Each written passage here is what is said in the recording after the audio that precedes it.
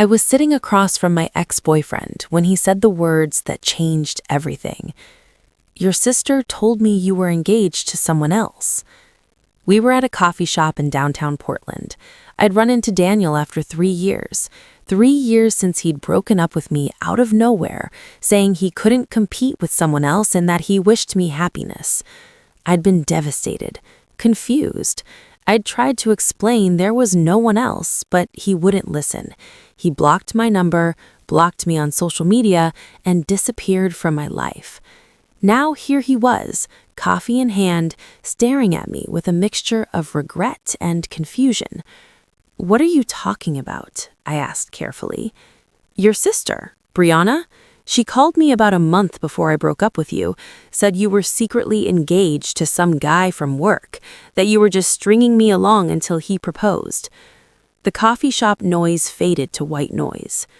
"Brianna told me I was engaged?" "Yeah." She sounded really concerned, said she didn't want to see me get hurt, that you'd done this before to other guys. He ran a hand through his hair. "I didn't want to believe her, but then you were working late so much and you seemed distant." "I was working late because I was up for a promotion, and I seemed distant because I could tell something was wrong between us, but you wouldn't talk to me about it." Daniel's face went pale. "There was no one else?" "There was never anyone else. I loved you. I thought we were going to—" I stopped, took a breath. "Why are you telling me this now?" "Because I just got engaged, and my fiancé asked about my past relationships. When I told her about you, about why we broke up, she said it sounded bullshit, that if you were really engaged to someone else, there would have been evidence, social media posts, mutual friends knowing, something." He pulled out his phone, showed me screenshots he'd apparently kept of Brianna's messages from 3 years ago. "I'm so sorry to tell you this, but Amanda is seeing someone from her office. They're talking about getting engaged. I thought you should know before you get in too deep. She has a history of this, leading guys on while she keeps her options open. I love my sister, but I can't watch her hurt another good person. Please don't tell her I told you. She'll deny everything and I'll be the bad guy. Just protect yourself." I read them twice. My hands were shaking. "I need to go," I said, standing up. "Amanda, wait, I'm sorry. If I'd known—" "It's not your fault." And it wasn't. "Thank you for telling me." I walked out of that coffee shop and immediately called my therapist, asked for an emergency session, because if Brianna had lied to Daniel, what else had she lied about? Let me give you context. I'm 32, a data analyst for a tech company. Single, very single. I've had 3 serious relationships in my adult life, and all 3 ended suddenly, with the guys saying some version of "you're not ready," or "you're not over your ex," or "there's someone else." I always thought I was bad at relationships, that I gave off unavailable vibes, that something was fundamentally broken in me. My family reinforced this. My mother would sigh and say, "You're so picky, Amanda. You'll be alone forever if you don't settle." Brianna would joke that I scared men off with my career ambition. My father once said I was married to my job. I believed them. I thought they were trying to help in their clumsy way. But now I was sitting in my therapist's office, telling her about Daniel, and watching her face shift from concern to something harder. "Amanda," she said carefully, "I want you to think about your other breakups. Did any of them involve your family in any way?" I spent the next week investigating my own life like it was a case study. My first serious boyfriend, Marcus, we dated for 2 years in my mid-20s. He broke up with me suddenly, saying I was still hung up on my ex from college. I'd tried to explain there was no ex, that I'd barely dated in college. He didn't believe me. I found him on LinkedIn, sent a message. "This is going to sound strange, but did anyone in my family ever contact me while we were dating?" He responded within an hour. "Your mom called me once, said you were having a hard time getting over someone from college and that I should be patient with you. Why?" My second serious boyfriend, Jason, dated for 18 months, ended when he said I wasn't emotionally available and that he'd heard things about me not being over Marcus. I found him on Facebook, sent a message. He called me that night. Your sister told me you were still in love with your ex. She said you'd been calling him, trying to get back together. She showed me phone records. What phone records? Screenshots of call logs. Your number calling a number she said was Marcus's, like 20 times over 2 months. Jason, I never called Marcus after we broke up. Not once. Silence. Then, she fabricated evidence.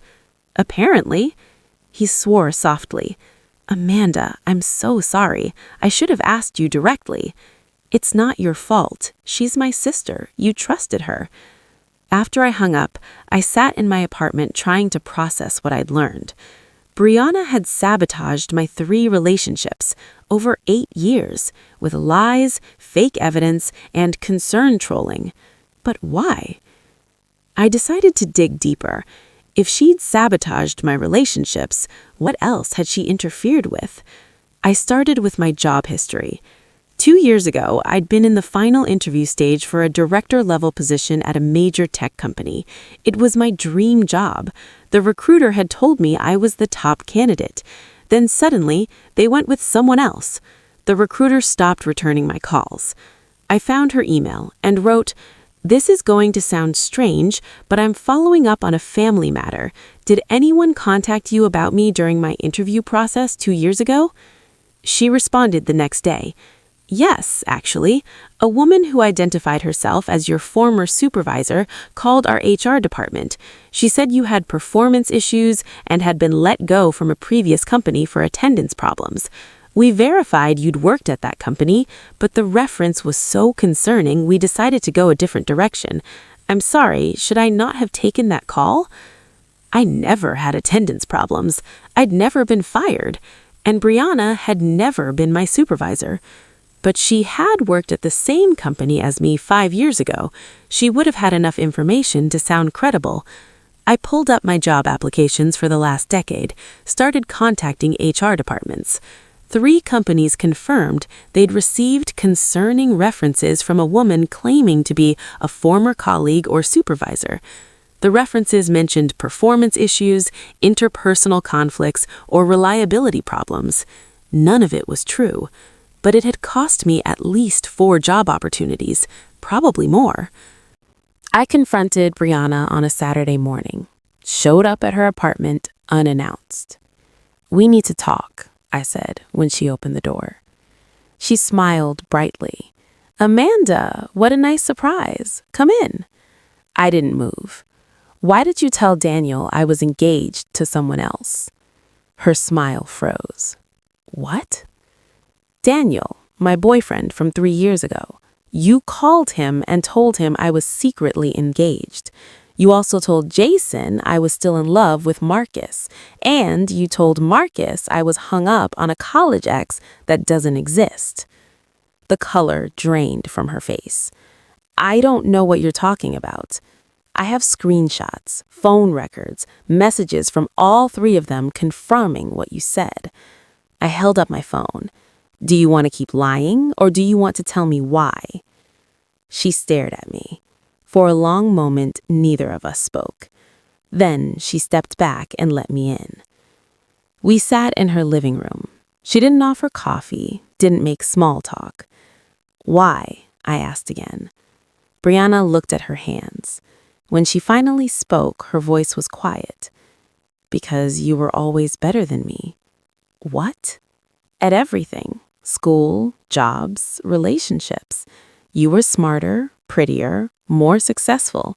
Everyone loved you. Mom and Dad were so proud of you." She laughed bitterly. "I was just Brianna, the one who barely graduated college, the one who couldn't keep a job, the one whose boyfriends always asked about you. So you sabotaged my life? I wanted you to struggle like I did. I wanted you to feel what it's like to fail, to lose, to have things fall apart for no reason." She looked up at me. "I wanted you to be as miserable as I was. I trusted you. I came to you when these things happened. I cried to you about Daniel, and you knew. You knew why he left, and you said nothing. I know. You cost me jobs, relationships, years of happiness. I know. Tears were running down her face now. I'm sorry. Sorry doesn't fix this. I know that too. I stood up. I'm going to need you to do something for me. The next week, Brianna sent written confessions to Daniel, Marcus, and Jason. She admitted she'd lied, fabricated evidence, and deliberately sabotaged my relationships. She also sent letters to the 3 companies where she'd given false references. She admitted to impersonating a supervisor and providing fraudulent information. She offered to provide corrected references if they needed them. 2 of the companies responded with apologies and flags on their systems to prevent future reference fraud. One offered to reconsider me for a position if I was interested in reapplying. I also made Brianna sign a sworn affidavit detailing everything she'd done. I had it notarized.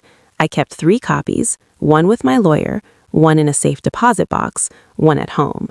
If she ever tried to sabotage me again, I had legal recourse. My family, predictably, thought I was overreacting. She apologized, my mother said when I told her I was going no contact with Brianna. What more do you want? I want 8 years of my life back. Since I can't have that, I want her out of my life. She's your sister. Family forgives. Family doesn't systematically destroy each other's happiness for nearly a decade. You're being dramatic. Mom, she lied to my boyfriends. She called my potential employers and tanked my job prospects. She did it deliberately, repeatedly, for years. That's not a mistake. That's malice. My mother's face hardened. If you cut her off, you're cutting off the whole family. Then I guess I'm cutting off the whole family. She hung up. That was 6 months ago. I haven't spoken to Brianna, my mother, or my father since. They've tried calling, texting. My father sent a letter saying I was tearing the family apart and that I needed to be the bigger person. I didn't respond. But I did reach back out to Daniel. We met for coffee again, talked for 3 hours. He'd broken up with his fiancée, said he realized he'd proposed for the wrong reasons, that he was trying to prove he was over me, but he wasn't. We're taking things slowly, very slowly, but we're talking, dating, rebuilding something that should never have been destroyed.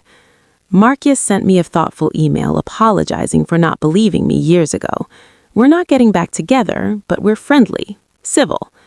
Jason is married now, but he sent a message saying he hopes I find happiness and that he's sorry he let Brianna manipulate him.